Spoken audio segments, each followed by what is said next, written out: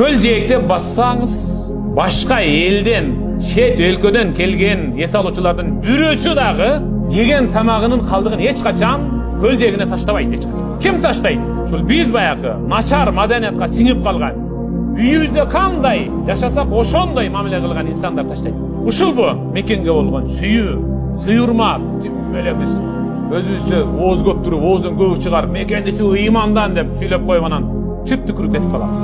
Ар бир нерсенин изи калат. Мал кетсе, малдын изин, бул жака уй кетиптир.